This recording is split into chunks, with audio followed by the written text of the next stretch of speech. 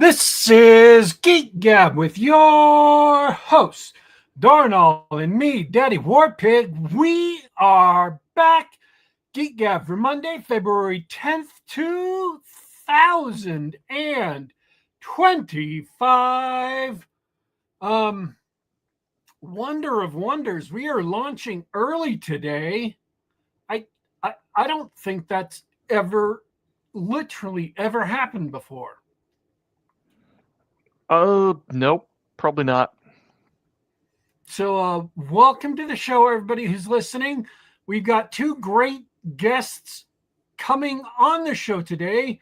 Christopher DiNote and Mike, whose last name I absolutely cannot remember. Burke.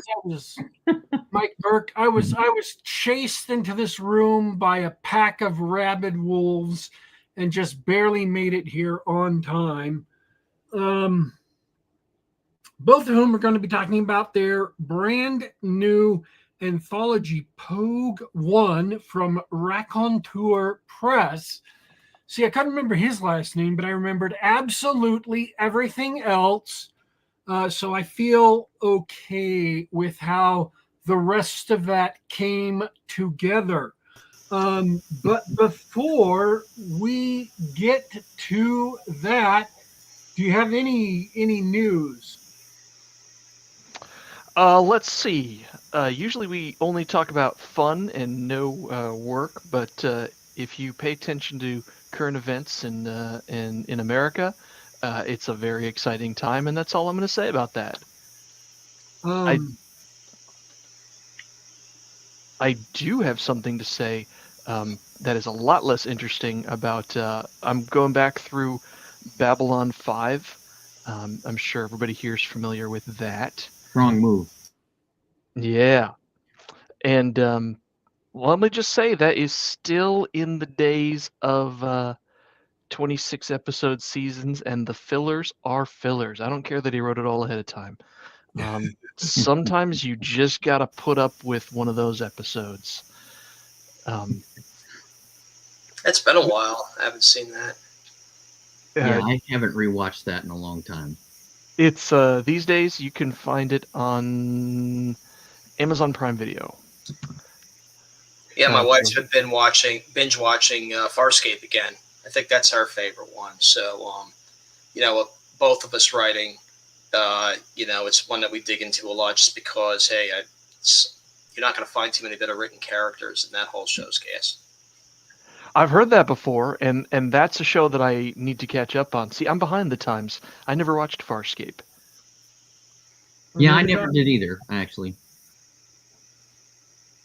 I am, as I've been telling people, my journey over the past month or two has been to listen to a bunch of audiobooks. But in the last day, I have switched over to listening to some old-time radio plays, like some original 1930s radio plays. Yeah. And specifically, they have been adaptations of famous Edgar Allan Poe stories, The Telltale Heart and the Cask of Amontillado. Oh, yeah, nice.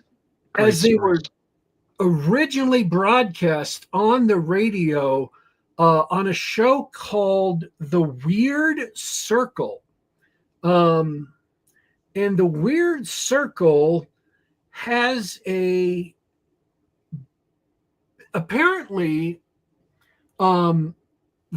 we all posit like the Outer Limits and these other shows as ripoffs of the Twilight Zone.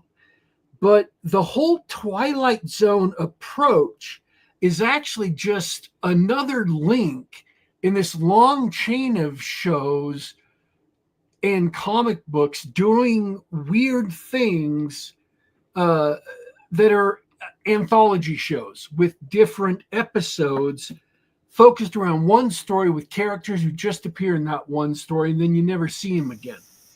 And then for comic books, you've got the eerie comics with the Crypt Keeper and that witch and the other guy, whose name I can't remember, but Uncle Creepy. I think it's Uncle Creepy. Uncle Creepy, yes, it is. Yeah, that's it. And then DC had their own one with two brothers who end up being characters later in Neil Gaiman's Sandman. But this show is the Weird Circle, and it has its own character who's just like that, who they call the bell ringer, who rings the bell at the beginning and end of the show to let people know that they're entering the Weird Circle. And it's like this strange prefigurement of the Twilight Zone. And they don't have as long or as cool an intro as the Twilight Zone, or even the Outer Limits, but it's there in like its nascent form. And people who complain about Hollywood like ruining adaptations, let me tell you folks, you have not heard a ruined adaptation until you've heard the Cask of Amontillado retold as basically the Count of Monte Cristo without the prison. And the Telltale Heart, only they completely skip over like him doing the thing with the lantern in his uncle's bedroom first and inventing a whole new character of this nosy, really obnoxiously talkative neighbor. And it was such a trip to hear these two Edgar Allan Poe stories to be, quote, adapted. And you have to put like 20 quotes on either side of that to really hear what loose adaptations they were. And then there was another story in the middle. It's not like these are bad adaptations, but there was, I'm listening to them and I'm comparing them to these really good graphic audiobooks, which are basically audio plays, which are more or less unabridged adaptations of the books, where they're the books straight down, nothing added to, nothing taken away, with every character has a different voice actor, and they've all got the sound effects and things like that to go back in time to these radio plays and have them be such really, really loose. I mean, at the end of the Cask of Amontillado, he puts this in the story, the actual story. He puts this drunk man in this alcove, and he locks him up, and then he bricks him up, brick by brick. But in the adaptation, he just tricks him into going back into this little almost room, so a really large alcove, and then closes this like grid door on them, like a barred door that you would see in a prison. And then that's it. He walks away. He doesn't brick him up or anything. I'm like, dude. Yeah. That kind of takes the whole fun out of it, doesn't it? Yeah. Right. What's horror? Yeah, there's no horror there. The horror of the story is him slowly getting this guy drunk, and the guy asking questions of him. Isn't he? As he's bricking him up, he's like, "What's going on?" Yeah. And he's like, even as he's bricking him up, the guy is so drunk he doesn't realize what's going on. Yeah, he doesn't. Yeah, he doesn't realize the danger he's in until like the final bricks are going in. Yeah, and he's cheerfully talking to him and telling him, "Oh yeah, we'll get the Amontillado or Amontillado," apparently is how they pronounced it, and we'll be right back to the celebration, and you'll be drunker than ever. You'll be so happy, and he's just slathering on. Yeah, slathering. And another thing is they never really get into what it is he's getting revenge. Exactly.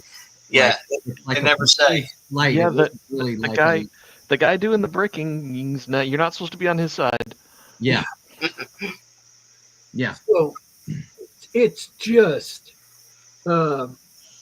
such a strange So adaptation decay is nothing new. is what we're saying. Yeah, adaptation to game, nothing new. Absolutely not. You know, there could be some things that feed into that, though. Like they had to meet a certain run length, or length of time for airtime, or and these are national shows on the radio, and they may be facing like censorship, or they may be facing like network interference, or they may be facing like these were broadcast during the family hour, so or during hours when families would be watching, so they weren't allowed to be as chilling. I don't know what the restrictions on the productions are. I'm not saying this was like they just decided to do this for no reason because they were awful people. I understand that. It was just a trip to be like, oh, Edgar Allan Poe, I'm in, I'm ready for this. And it was like completely different. Oh yeah, he's beaten up and he's taken overseas and he becomes this slave for years. And at the end of it, he's so tanned that a guy mistakes him for an Arab. And he says, wait a minute. Your original religion, your original God wasn't Allah, was it? He's like, no, I'm a countryman. I'm Italian, just like you. And then he says, well, I will take you back to your country for free because I'm your countryman. So yeah, it was just really strange. But I mean, it's fun. It's not like these are bad done. They're not poor quality. The effects are great. They're not ladling on effect. And these are things I noticed because I'm trying to compare them to see what works and what doesn't work in these sort of things. So I'm sort of analyzing them at the same time I'm trying to enjoy this story. So the effects are not laden on to where you can't tell what an effect is.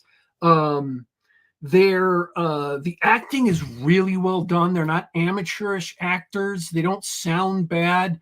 They are very clearly spoken. They have excellent diction, and that is very much in the last like 20 years, 25 years of movies. People have gotten away from clear diction, and it's really awful. It makes it hard to understand people. Even before Christopher Nolan came on this scene with his deliberately bad, deliberately unclear audio. The middle story, I don't know where it came from, but it was about a signalman on a railroad who sees a ghost on the tracks who tries to warn him of a disaster that is some disaster that is going to happen, and tries to warn him to get off the tracks. And he keeps on repeating the same warning again and again. Isn't that an Ambrose Bierce story? It could be. I mean, it sounds like something he would do. I mean, it's been years since I've read. Is that, speaking of somebody I ought to go back and read? There you go. One of the ghost's name they figure out is Captain Beaver. He wears a beaver hat. But anyways, I mean, all three of them were decent yarns. It's just you steal everything from the Cask of Amontillado without that buildup of bricking the man in the wall.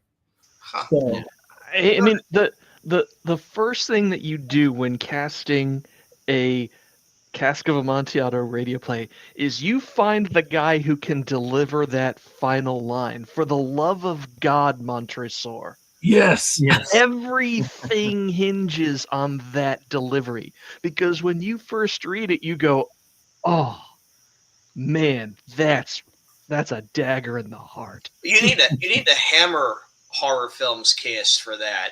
You need like Peter Cushing, Christopher Lee, or somebody in that range, to pull that one off, I bet. Yeah. So, they made some of those anthology films too, all the way through the 50s and 60s and whatnot. And it's funny because it's like, you're right about the adaptations. I was just thinking too, how many times have they tried to adapt Lovecraft, and it's definitely not Lovecraft by the time it hits the screen. Yeah. I think kind of the most Lovecraftian movie isn't a Lovecraft movie. It's that Sutter Kane movie. Oh, in the Mouth of Madness, the Yeah. John Terminator film. Yeah. So anyway, that's all I had for today. So let's introduce our guests. Yeah. Well, welcome to the show, Spearman, Mike Burke, and Chris DiNote. You guys are here on behalf of your amazing work for Raconteur Press, and you've got a new anthology coming out. And we'll go into all details of that later. For anybody hanging out online, we're gonna have links to all this stuff in the show, so go check that out. But yeah, welcome to the show, guys. And I must also note that Chris let us know ahead of time that he's a longtime listener, first time caller at the show. So welcome onto the Geek Gab. It's about time you are here. Well, thank you for having us. I appreciate that. Thank you. You bet. So let's just dig in. I'm going to say the disclaimer. Chris knows this. He's heard me say this before. I'm not a big reader. I read a few things. I may have just bought Kursova's Mongoose and Meerkat for the second or third time today, but I'm not a big reader, so I don't know what you guys are all about. So I would like to know what you are about. Let's start with Chris as an author, and I take it Spearman's the editor. So I'd love to hear a little bit about your authoring and editing style. So Chris, first, what are you about? Let's see. So I've been writing short content, short stories, novelettes and stuff, going back to about 2019. I've had some stories published by Bain. Two of them were collaborations. One with my wife, Jamie, who is also an author. She writes under Liska McCabe most of the time. I wrote under a pseudonym, too, for their weird World War stories. I guess I'm getting ahead of myself. Yeah. My stuff for Bain has been primarily in the Freehold universe, edited by Mike Williamson and authored by him originally. As far as other indie stuff, the closest I've ever been on to the show before was when you guys featured Jim Curtis and Cedar Sanderson for the Can't Go Home Again anthology, the veterans PTSD recovery book that came out. It was one of the authors for that too, and with Raconteur, Mike published the second story I've done for Raconteur, which was a reworking of an earlier story I did. I've done some work with J.R. Hanley's Bayonet books, Tuscany Bay / Midland Scribes, and the Three Moms of the Apocalypse, the 50-word short stories, the postcards, which were, dude, you want to talk about a hard writing exercise, something that forces you to build your chops, that'll do it. So all in all, about a dozen things in print. I've been assistant editor for 3 books with Raconteur. The big ones, one of the alternate history World War II ones, giant stomping robots, and like you see in the avatar here, giant squeeing robots, which was Tiffany Ross, TC Ross's effort, and she's recovering from a hospital stay right now. So if one of our fearless compatriots might throw up a link to the Give Said Go campaign to help her and her family out, that'd be pretty awesome. Otherwise, writing, I just had a story accepted by Miss Creek Publications, and I think you guys know him. That's Nate LaPointe, author of the awesome Chalk series. It's one of my favorites, one of my daughter's favorites too. And that's kind of where we're at, trying to get some more stuff out. I'll be lead editor for the upcoming Weird Warfare anthology with Raconteur. It's my first lead editor outing. Got 60 submissions or so for that, so I'm awfully busy right now trying to take through those, and happy to say that so far everybody's really making me work hard, which I appreciate. So that's that. Mike, over to you. Oh, well, you're an officer. That's why we're trying to make you work hard for once. But I'm gonna we have to do that. We have to spar. Hello, everybody. My name's Mike. My pen name is Spearman Burke.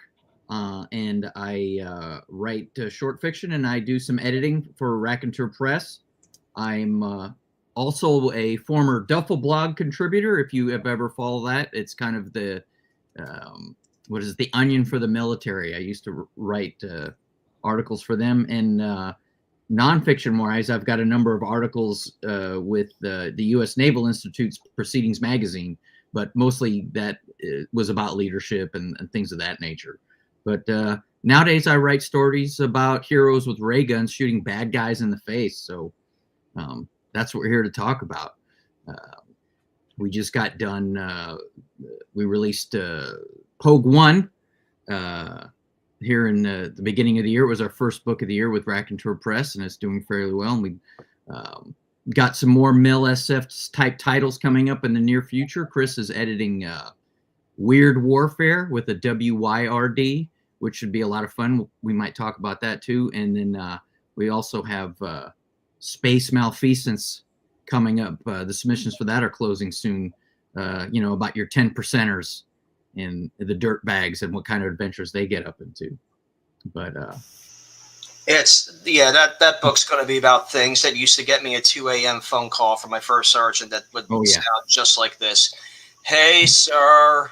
And from that point on, my weekend was ruined. Oh, yeah.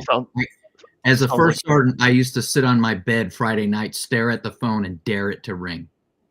So. DW, you're a brat, right? You're a military brat. You kind of get what we're talking about. I spent a long time living on base. So, yeah, that was a trip. I realize in retrospect that was a trip, because you don't realize it is when you grow up on a military base. You just think it's normal to have tanks driving by every now and then. You don't even blink. Wait, it's not? Wait a minute. I live so far off base now that I only get the jet noise about a couple times a week, and when it gets too quiet, I get antsy. I've had such a deprived childhood, I tell you what. No, you don't have 10% hearing loss is what you don't have. It's all good. Yeah, and your feet don't hurt, and yeah, you're good, brother. It's all right.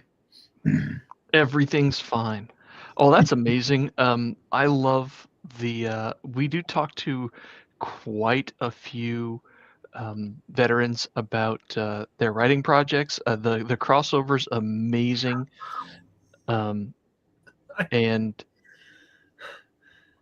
I mean, I don't, go ahead. This is an anecdote.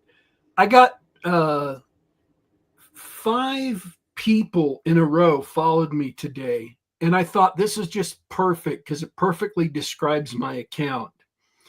I had 2 veterans follow me. Then I had a crypto bro follow me. Then I had a Christian lady follow me. And then I had a porn account follow me. Yeah, that's a widespread. That sounds like that's a fire team. Yeah. It's a typical military fire team right there. That's a trip to the drunk tank in Vegas is what that is. Usually with Sergeant Major down there and me, and we're just doing the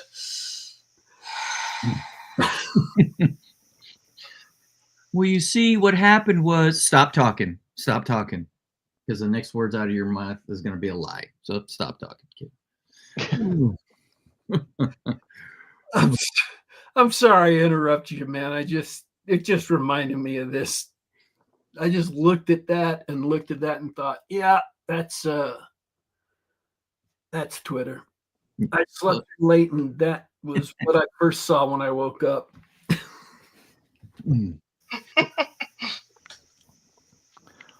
Day in the life. Well, it was a premonition of what you're probably getting into tonight, because Chris and I lean very much towards kind of like Mill SF style stories. I mean, we write other things, but we really like getting that feeling, well, the other day we were talking about how there's different eras of veterans have different storytelling styles, right? Yeah. Very much so. And we're very much want to kind of lean into the global war on terror era style of storytelling. And Yeah, Mike and I Go are ahead. both pre 9/11 veterans. In fact, I only retired about a week and a half ago from active duty. So, it's one of those. And it kind of goes along with that too. Is, I mean, you'll get different styles of storytelling from lifers versus guys who've been in, did their time, and got out at different levels and different number of years in service. My wife did 8 years in the Army. I'm graduated with almost 26 years in the Air Force. Done with that in about 4 years. I'm an Air Force Academy grad. A little bit of military trivia. Casey Azell is one of my classmates from the Academy. And Casey Moore's graduated a year behind us, actually. Started out in our class, got refratted for a medical issue. So, there's a whole cluster of us now that are GWAT era vets that are writing, a ton of us. And in a lot of ways, I'm especially grateful for like Nick Cole and Jason Onspach for kind of getting GWAT flavored mill sci-fi into the public eye with Galaxy's Edge, I mean, that was the first time I think I'd read something that said, yeah, this is my generation of vets, speaking now. So I think they did a lot for us with that.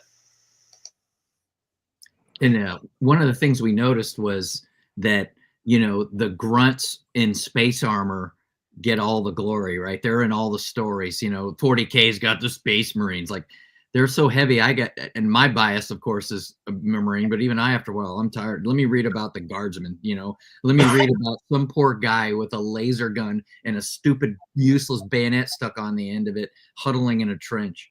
And then what we got into for POGUE ONE is the idea that, everyone wants to talk about the space grunts and the guys in the power armor. No one wants to talk about the goddamn, space truck driver or, the bulk fuel specialist or the intel guy or some of these, guys that never get any glory, who gets, spat on because they're not, fighting the forces of evil, with their heavy laser cannons and whatnot. So we thought it'd be fun to tell stories about those guys and what they've been getting up to, because frankly, just because you're not an infantryman doesn't mean you're not getting into some action. So we had a lot of fun with this. I'm glad you brought that up, because that was going to be sort of the first thing I noticed. Was I clipped the cover of POGUE ONE to make it cool, look like cool spacewalkers, with this beautiful window. But you've got a really tongue-in-cheek cover here, where they're just mopping the floors. Right. Well, and well, here it is. You figure they're in 0G with their mag boots nailed to the deck, cleaning a floor that's got no dust on it, because that's what you do in the military, is clean things. It's generally how you done really screwed up. I mean, if you've ever seen the picture of the soldier mopping the motor pool in the rain, so when we saw this cover, and Cedar Sanderson did this cover and all the illustrations in the interior, and they're fantastic. But the second, you see the cover, there's definitely a class of reader that just sees it and they get it instantly. You don't even have to explain it to them. Yeah. Yeah. And I had to ask, because I got it, but I don't get it at the same time. I'm like, all right, what's going on here? Well, and what happens is, what people will tell you that, being in the military, or, the saying is, what combat is 30 seconds of terror with days and days and days of just being bored to death with nothing to do. And in the military, a lot of times what's happening is leadership is coming up with things to do to fill your time, because if they don't, you're going to find something to break, right? Or to get into trouble about, or, picket. So sometimes there are things like clean the clean deck, or, the famous thing for me, a lot of infantrymen was, when I was a young grunt, was we go do rifle maintenance, right? And Marines, the infantrymen, we cleaned our rifles so heavily, we actually scrubbed the bluing off our rifles. And you always knew who the grunts were at the rifle range, because they had silver weapons. So, wow. Yeah, that's the kind of clean them again. All right, so Well, then give us a preview, Chris. Tell me about your story. My story is basically, see, I spent a lot of time in my career actually in staff jobs, which are the things that nobody really wants to do. Especially the further I got up in rank, it was part of the price you pay. I basically could sum up a lot of my career in the song by Dos Gringos back in the LPA. LPA in the Air Force means Lieutenant Protections Association. Because we sort of break up the officers by different points in their careers, and how kind of far removed you end up being from the fun stuff.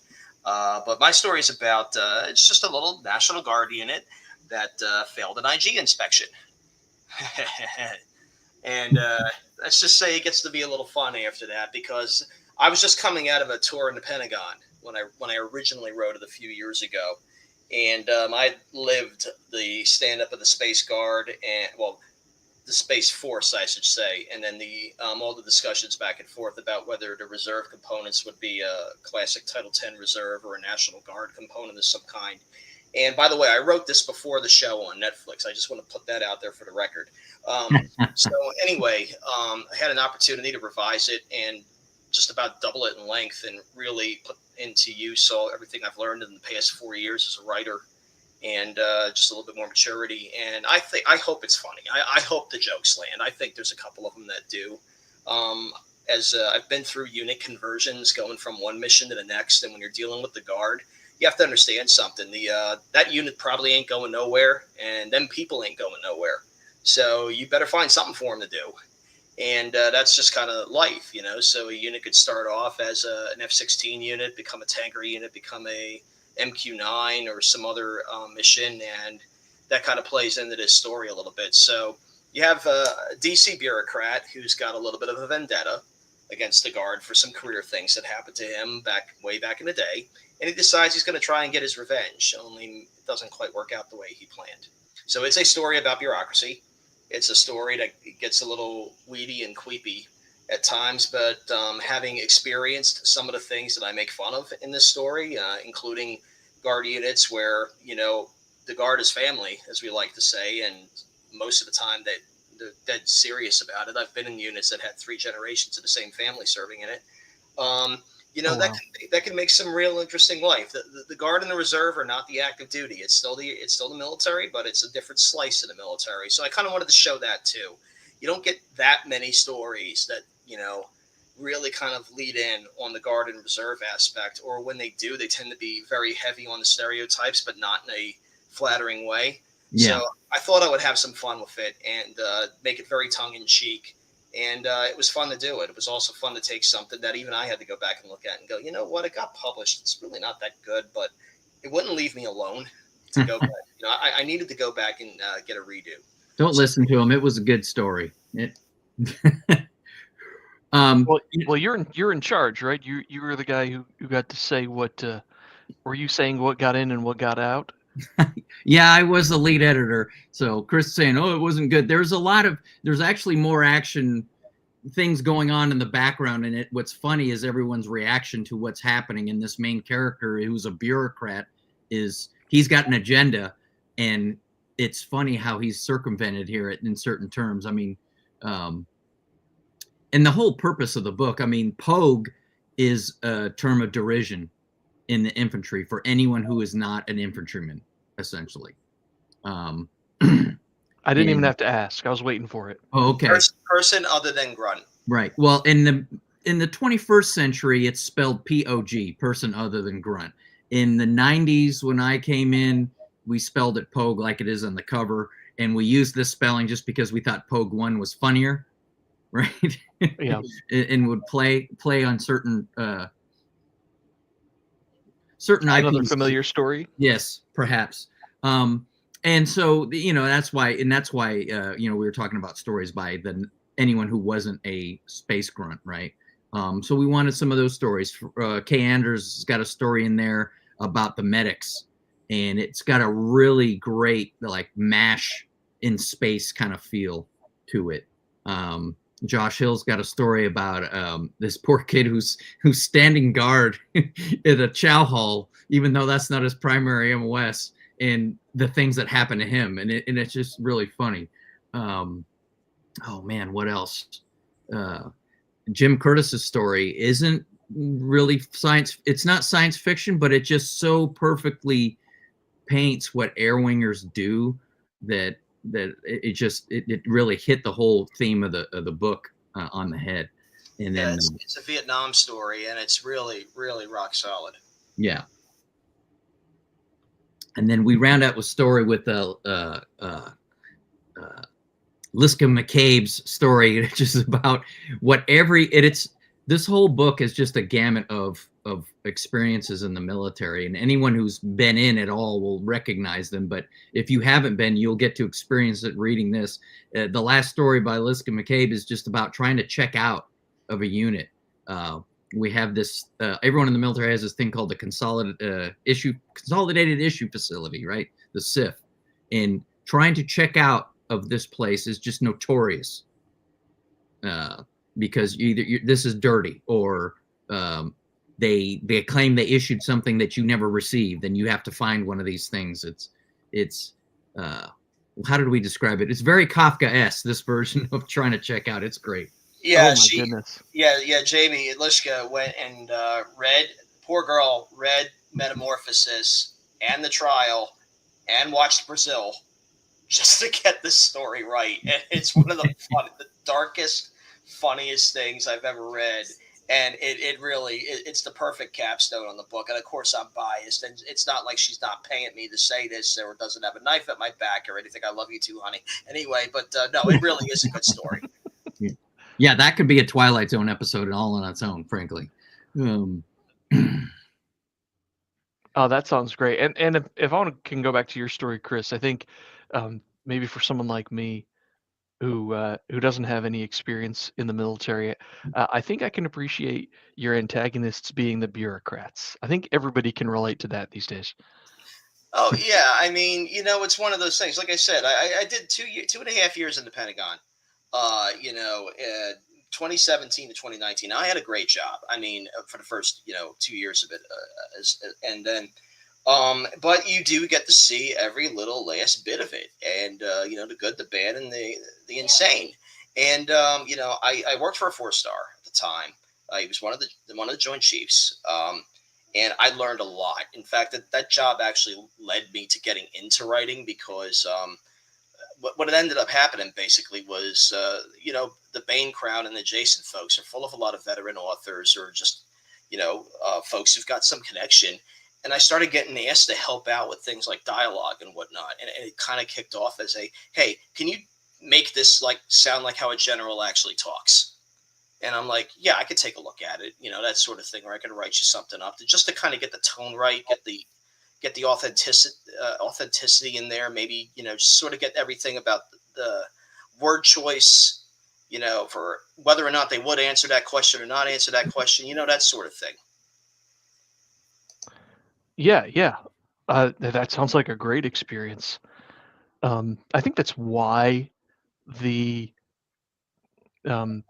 such a strong group of writers coming out of your circle of veterans, is that it's like that advice that you go experience life. That's how you learn how to write.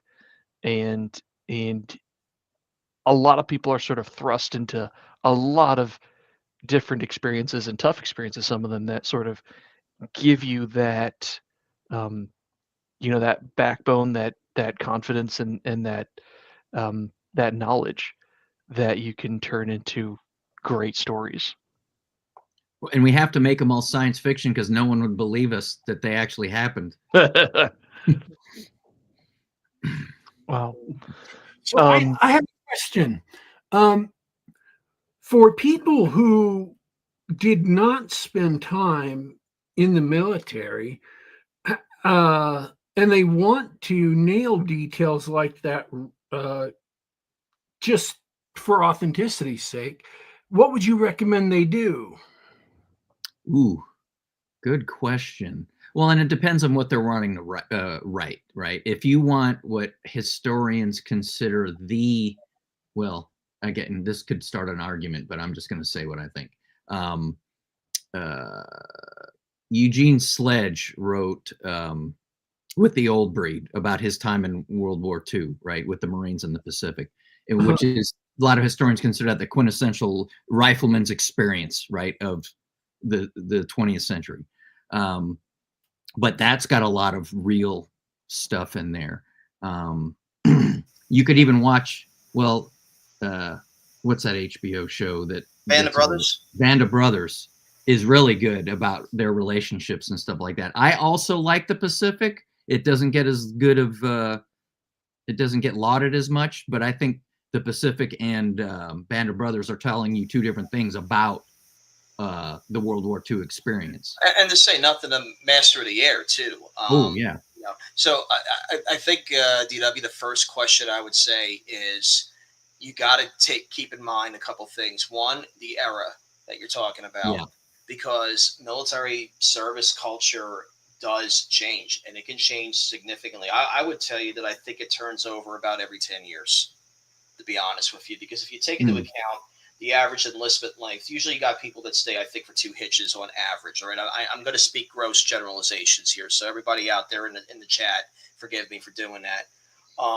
But just because, you know, not that many of us retire. You know, most people, you know, separate after 1 or 2 hitches in, which can take them anywhere from 4 to 10-ish years, maybe a little bit longer, a little less. And in that time, you will get a lot of change. And also keep in mind, you know, with the presidential election cycle and everything, you know, you're changing a lot of things around every 4 to 8 years. You just are.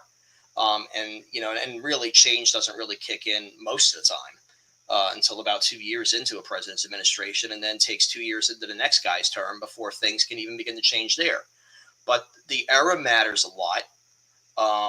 The branch of service matters a lot. Like, you know, if somebody wanted me to help them and they send me a story and it says so-and-so is a lieutenant commander in the Air Force, well, I can't I'm not going to throw my computer across the room, but you know what I mean? It's like just little things like that, you know, ranks, the difference between a Navy rating versus a rank, or things of that nature.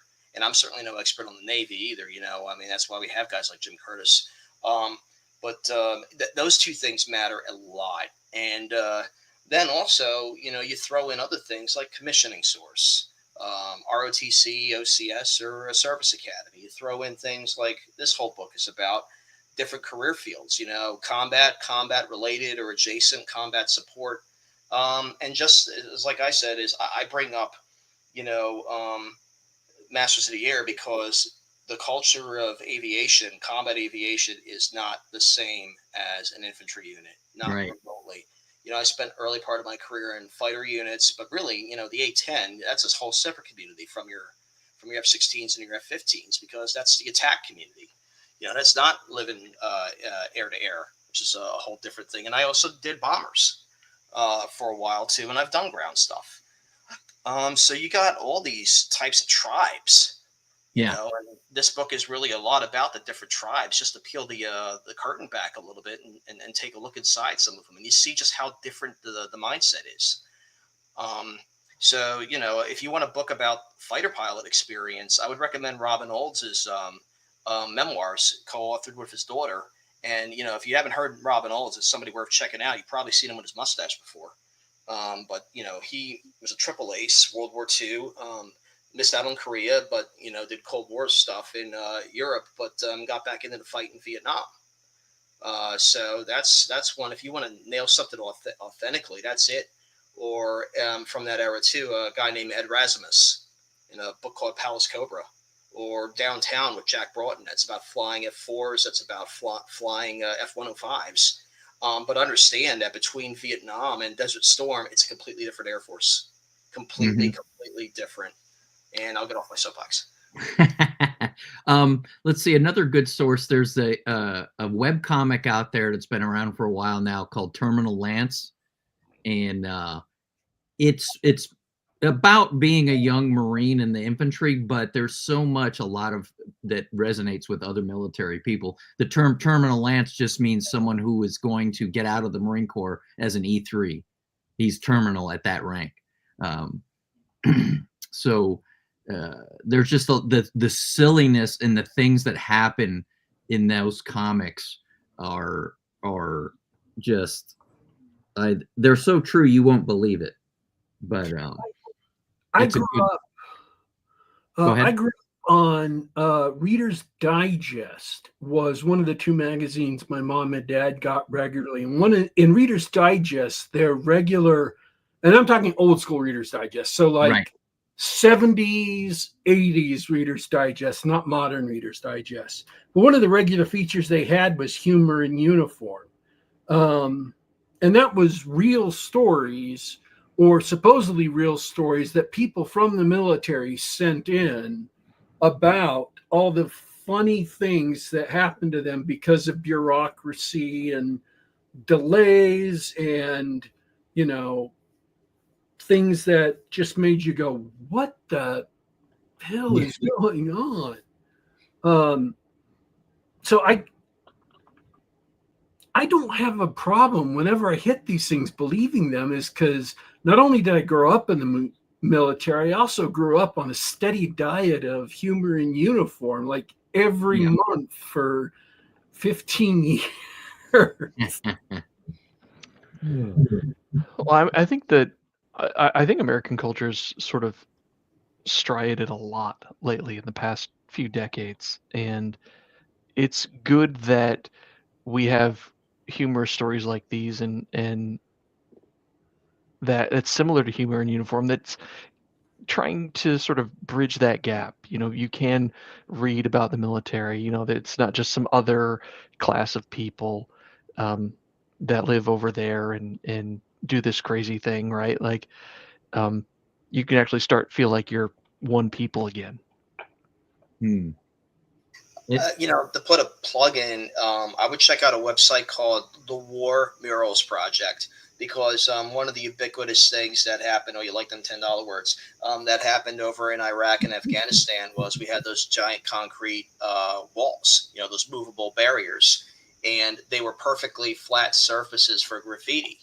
And, a whole thing grew up over the course of 20 years of just GWAT graffiti over these things. And some of it is just freaking hilarious. When I was in Iraq, I shot a lot of photographs. And I used some of them for an essay on that website. So that's a little bit of nonfiction I've done. But there's so many stories and things on there to check out. I mean, it'll give you a real feel for it, a real feel for the humor and everything else.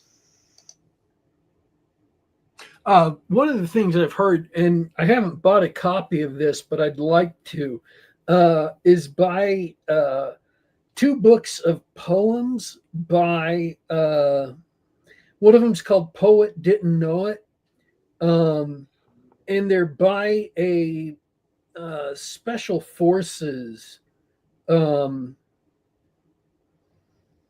soldier in Iraq. And they're about combat and other things like that. That's how he, processed his experiences. Oh, go ahead.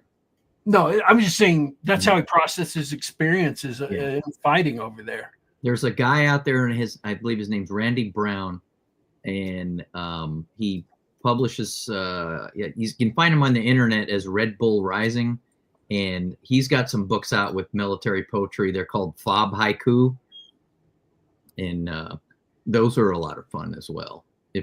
If you're looking for something simple like that, but no, it's just really interesting because the military, kind of like what Chris was saying, there's so many cultural differences, not just between civilians and military, but between each of the branches. And inside each branch, each occupational specialty has their own cultural thing. So you can just never run out of just strange incidences and customs and things of that nature that you can, write stories about.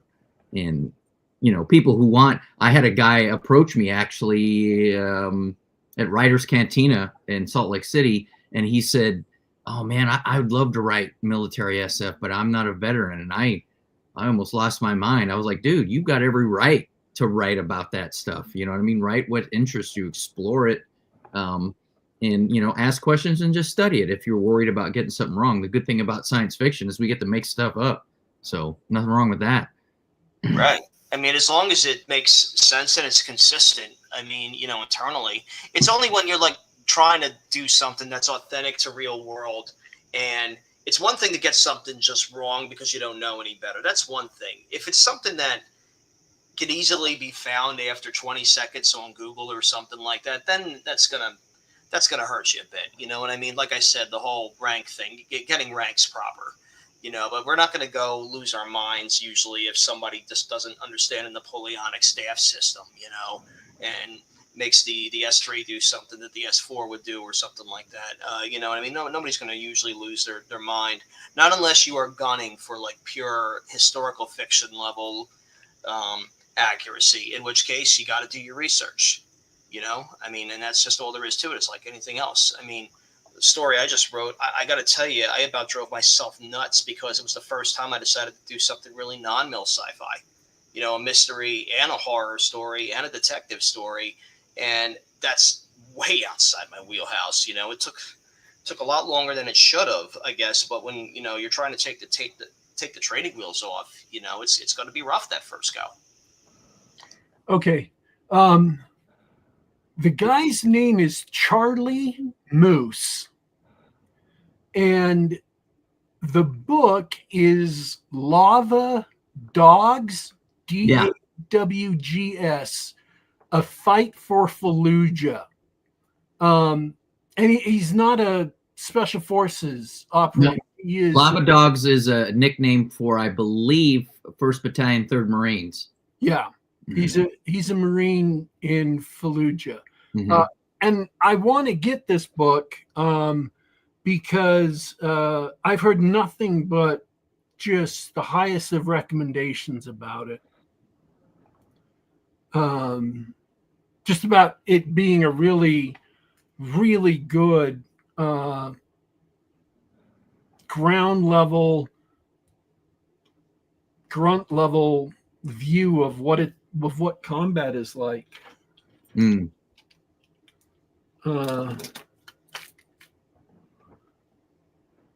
What? Go ahead. Specifically in the hottest,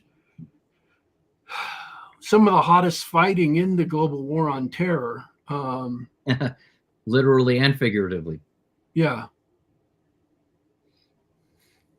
It would get so hot there during the day. I remember it would be like 120 plus during the day, and we'd be patrolling. And at night, it would drop down to a mere, 105. But the difference was so drastic. We'd put on sweatshirts because all of a sudden we were getting chilly. Oh, dude, you just get acclimated. I got to tell you, it's funny. My favorite thing, and the thing I don't miss, is the sandstorms. Like, I was at Balad in 2009, right? And like right around July 4th weekend, we had this massive sandstorm. The whole world turned friggin' orange. I got to post some of the pictures I took of it. I mean, literally it looks like the world turned day glow. It is exactly what that color was like. I made jokes about, oh, great, it's Night of the Comet. Hey, I mean, with dealing with some of the people over there, you wouldn't know if they were zombies or not, to tell you the friggin' truth. I mean, it was nuts. Hottest I've ever been is I was on a C-130 that broke down on the runway in Bahrain at Manama. I have never sweat through clothing like that before in my life, and they friggin' left us on there. They left us on that damn thing for like 30 minutes inside it. They had the ramp down and everything else, but it was just ridiculous, man. Yeah. I'm amazed nobody passed out. That whole area is just ridiculous. I think the first time I landed in Kuwait, it was at night, and I remember we're walking down the flight line, getting off the bird, and I'm thinking, man, that prop blast is hotter than hell. And I realized that the goddamn bird wasn't turning over anymore, and it was just the dang wind. Yeah, I don't understand. Like I was stationed in Bahrain as well for 2 years, Chris. And I remember sitting there in the summer going, who was the first guy that got off a boat and was like, we need to pitch our tents here because this is awesome. I got nothing, man. I spent a chunk of the first part of my career was in the Pacific. So I spent 2 years at Osan Air Base in South Korea. And, you'd get that cold, wet winters there. And you'd get these summers that were friggin' brutal. But I'll tell you what it did. I mean, as a result of my time there, my favorite monument in DC is the Korean War Memorial. I mean, if you've ever been there, you've seen that one, especially see it at night when it's during wintertime in the snow. It's really eerie. It's really eerie, but man, you get that vibe over there. It was really formative. And I was the intel guy for the A-10 squadron in Osan. They're losing their hogs this year in 25. That's kind of how I knew it was time to retire, when I was questioning my decision. And then I read the news one day, and it's like the A-10s are leaving Osan. I'm like, I look up right at the big guy, and I'm like, okay, I get it, Yeah. right, loud and clear. But over there we do training for combat search and rescue with the rescue helicopters, and I'd go out and get to play designated practice survivor with the Siri guys. And I was a young lieutenant. Things really get hit home when you're they bring in to do the exercise of 4 ship of hogs, and you get 2 H-860s.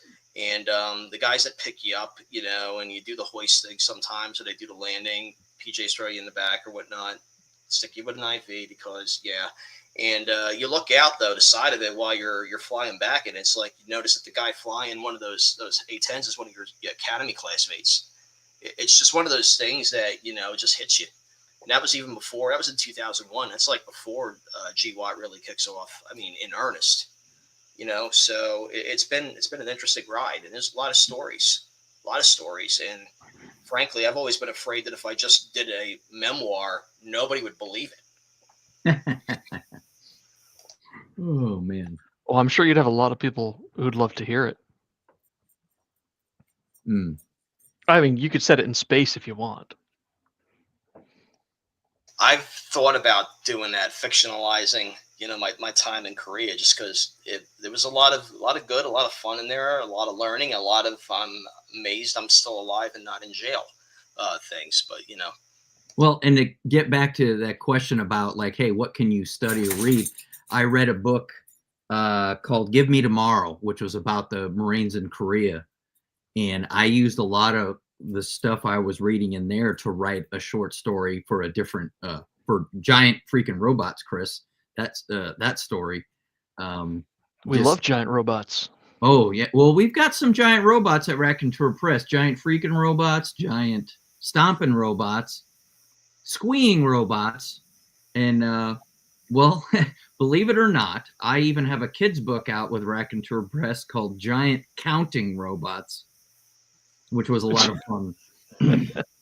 Oh, and these books hit all the genres too. Yeah. I mean, if you want pure military sci-fi-esque stuff, I mean, that reminds you of BattleTech, among other things. Mike nailed that in Giant Stomping Robots. If you want something that, no kidding, feels like an homage to Macross or something, you had James Young, who nailed that kind of down too. Or if you just want something ridiculously silly and fun, giant cat girls and the cat girl androids and giant robots, and naming your attacks, you got that in Squeeing Robots. And my favorite story in that book was one about firefighting robots, like really well written in terms of the what's going on with the wildfires out in California and whatnot. It was somebody who, Mike Morgan, I think the author's name, and he wrote it like he really knew what he was talking about when it came to firefighters. So we run the whole gamut.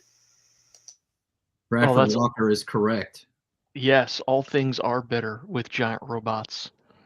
Well, and that's kind of what we're doing at Raconteur Press. We're just having fun. I mean, if you go on our Substack page and you look at the top of the navigation bar and find our open calls, we've got everything planned out for the year, what we're doing as far as anthologies and what's coming out and when, and when the open calls are, because we're just having fun trying to kind of bring back that old pulp era feel and that adventure storytelling vibe, from those days, and get back to it, frankly. And I'm gonna try to share that with everybody. Okay. I'll put the link in later, but if you're hanging out on YouTube, if you're watching us later, I've got it on screen. Raconteur Press. It's raconteurpress.substack.com, where you can check out all of that stuff. I want to make sure that everybody sees that.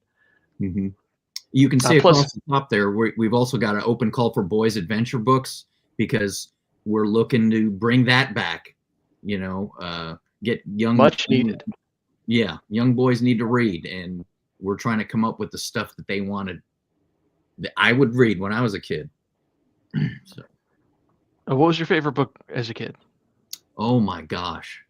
Man, that's a tough question. I read a lot of Hardy Boys. Mm. I actually read. My parents made me read 20,000 Leagues Under the Sea to them out loud, like a chapter a night when I was a kid. Oh man. Wow. But I gotta say, Conan the Warrior was actually the first book I plucked off the shelf and picked for myself, I think. It sounds like a good one. I wasn't so fortunate, but my dad made sure that we were stocked with Hardy Boys books and such, and I read a few of those. But I think my favorite was either the C.S. Lewis Chronicles of Narnia. Okay. But in more adventure terms, there is this great sort of novelization of the Odyssey.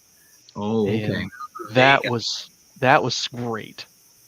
Well, you know what got me reading when I was a kid was my parents got me you probably remember this, right? I'm going to give away, I'm going to date myself here, but Pocket's Illustrated Classics, right? They were like little pocket paperback size graphic novel, black and white comic adaptations of a ton of classic literature. So that's what got me reading. I even did a couple posts on the blog about that. And from there, I graduated to like the actual books, So one of my favorites when I was a kid, and still is, top two were Treasure Island and Ivanhoe. I'm sorry, geez, I have sleep deprivation here. But no, for real, those were always two of my favorites. And my parents and my grandparents loved watching old movies, so I would graduate from the movie to reading the book, like Captain Blood by Raphael Sabatini and 20,000 Leagues Under the Sea, like Mike mentioned. Yeah. And the old Flash Gordon serials, So Edgar Rice Burroughs. That was another one I used to read a lot. John Carter of Mars. My great aunt worked in a library, and she gave me a box set of the first 6 Mars novels. Nice. Yeah, I mean, and I worked in a public library as a teenager, so I was just reading whatever the hell I wanted. Lord of the Rings, giant book on Lovecraft and August Derleth and Lord Dunsany and all that stuff. And this had academic essays in it and crap. So I'm like reading this, and I'm like going, "What the hell am I?" My very first job as a young teenager, like 13, I think, 13 or 14, I worked at a used bookstore in Kailua, Hawaii called Tootsie Tella, and I was paid in books. So I would work for so much an hour, but my boss would translate that into like credit that I could pluck books off the shelves and take home with me. Not a bad deal if you don't need to eat and like to read. Well, at 13, I could go home and eat, so I was. Oh. No, yeah, I mean, it was always something else. But those Pocket Illustrated Classics, I felt so strongly about how useful they were. I've bought a mostly complete set for my kids. Nice. And I'm trying to fill in the blanks now. So I got my daughter reading. She's 10. First one she pulls out of the stack, a big stack of 40 of these things. She goes for Frankenstein. First thing she goes for. Oh boy. I mean, so it's just one of them things, and we'll see what the little boy does. So, like a crazy man, we have 2 kids. We have a 10-year-old and a 3-week-old. So when I say I'm sleep deprived, and you've heard me slur my words, I promise you I'm not drunk. I'm punch drunk from not sleeping. Not as much as my wife, but you get the idea. Yeah, that's great. Congratulations, by the way. My first book, novel, not children's book, that I ever read was Space Cadet by Robert Heinlein. I got it from the library at my elementary school in Schweinfurt, Germany, on base. Never heard of that one. Space Cadet by Robert Heinlein? Yeah. It's one of his juvenile novels, obviously. One of the books he was writing when he was getting edited to take out all his sex. But yeah, it's a good novel. Most of his juveniles are really good novels. I like him better than his grown-up stuff, to be honest with you, without going down that path. I will say, this is funny. when I was a cadet, we actually had a core class at the zoo, at the academy, called Philosophy 310, which was moral philosophy and just war theory. And we had a choice of both semesters would flip-flop course texts, which were either, you're going to laugh, Starship Troopers or Ender's Game. That's why I ended up reading those. So I'm sitting there, how meta is this, in a class reading Starship Troopers in a class that was modeled on the class portrayed in Starship Troopers. Those two books. Yeah.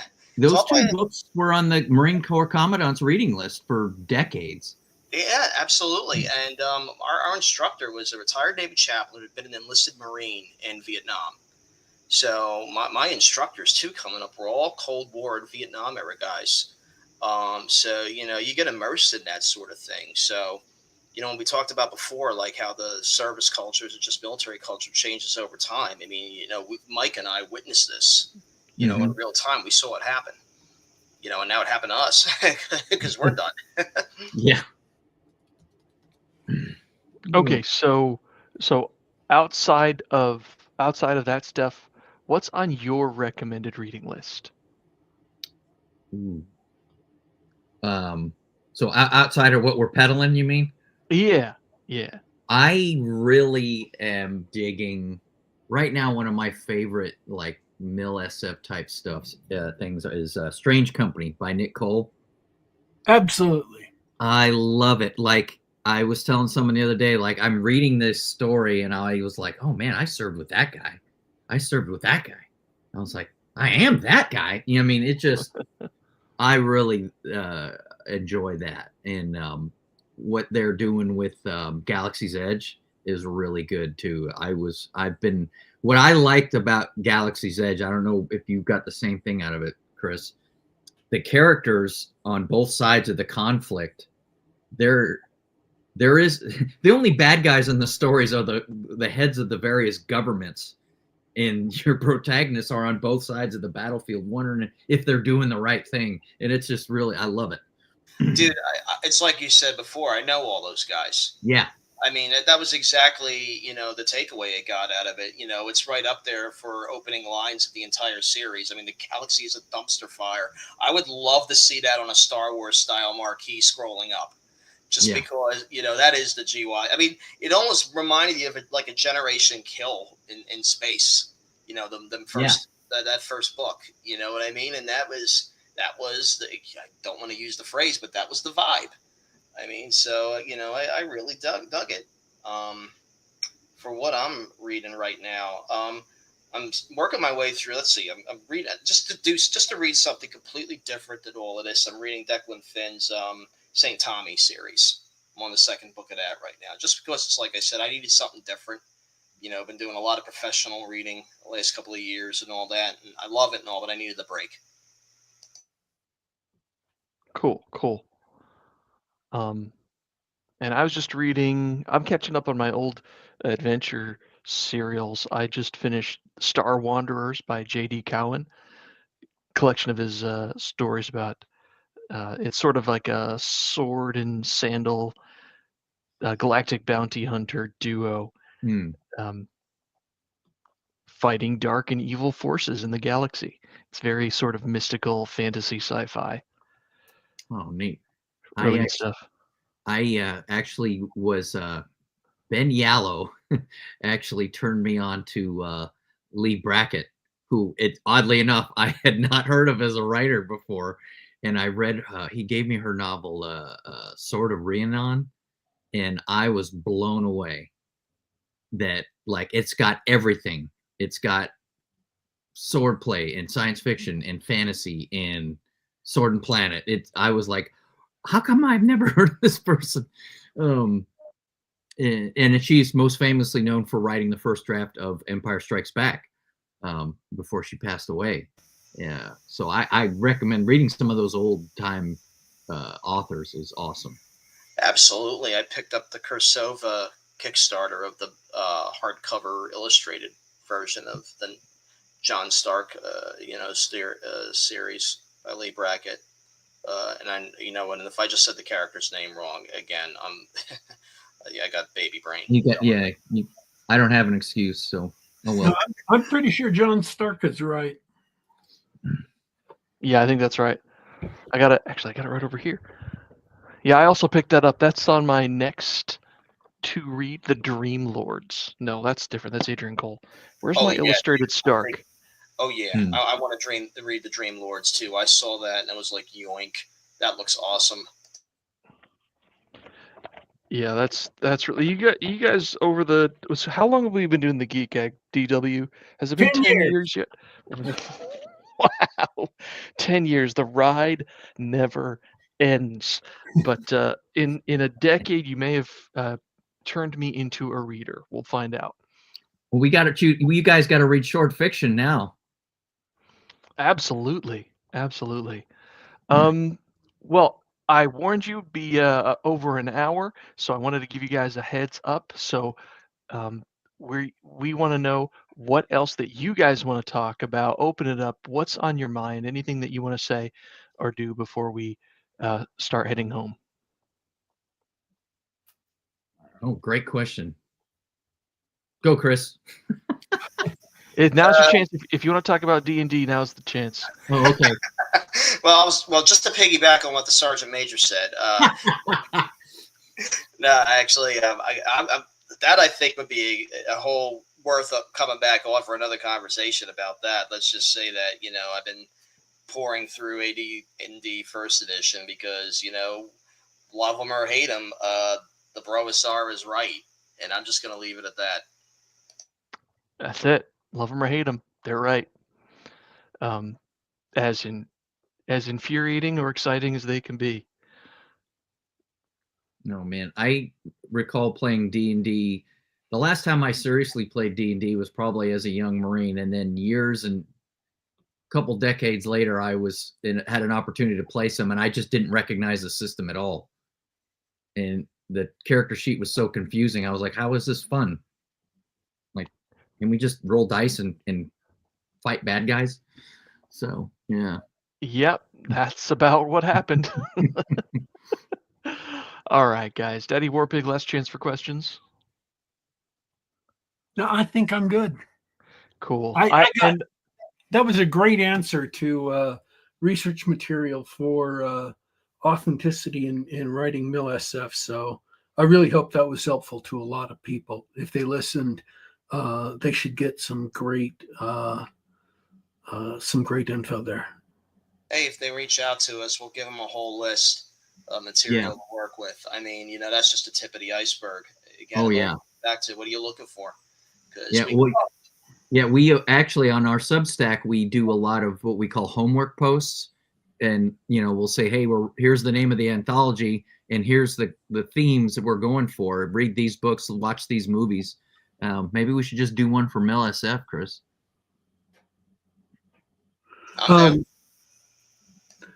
The Pacific, the show, is based on 2 books about the war. Yeah.